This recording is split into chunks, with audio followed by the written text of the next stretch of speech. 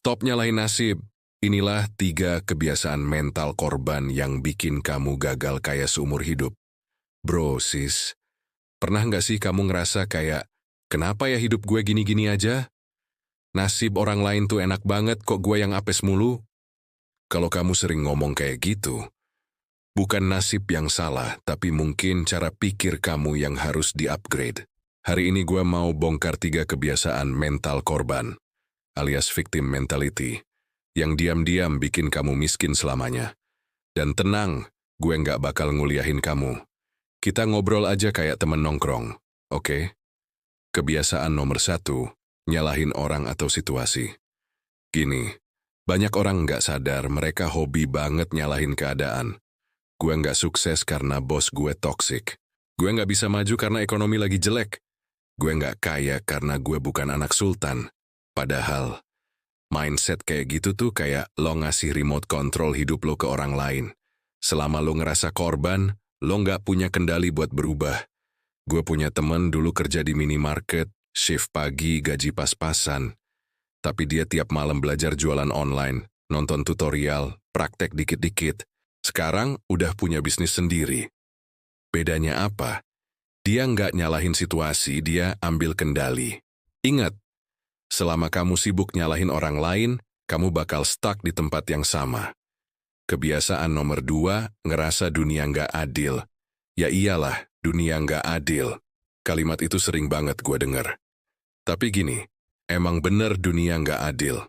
Tapi itu bukan alasan buat nyerah. Lihat deh, banyak orang yang start dari nol banget.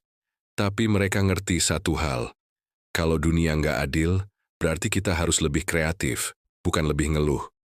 Orang sukses tuh bukan orang yang dikasih semua hal, tapi orang yang bisa bikin sesuatu dari ketidakadilan itu.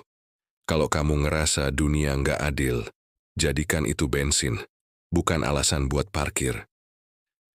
Kebiasaan nomor 3, nunggu diselamatin. Nah ini yang paling bahaya. Kebiasaan nunggu orang lain nyelamatin kamu. Nunggu motivator, nunggu pemerintah, nunggu waktu yang pas. Padahal, nggak ada waktu yang pas. Yang ada, cuma waktu yang kamu mulai. Lo nggak butuh orang lain buat nyelamatin lo. Lo cuma butuh berani ngambil langkah pertama. Gue tahu rasanya berat.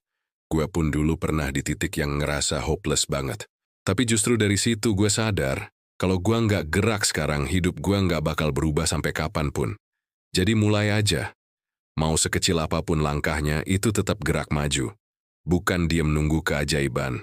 Bro, sis, berhenti nyalain nasib, berhenti ngeluh, dan berhenti nunggu diselamatin. Karena selama kamu masih mikir kamu korban, kamu nggak akan pernah jadi pemenang.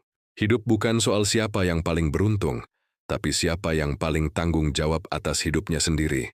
Kalau kamu ngerasa video ini nampol, tekan tombol like-nya, tulis di komentar kebiasaan mana yang paling sering kamu lakuin, dan kita ubah bareng-bareng.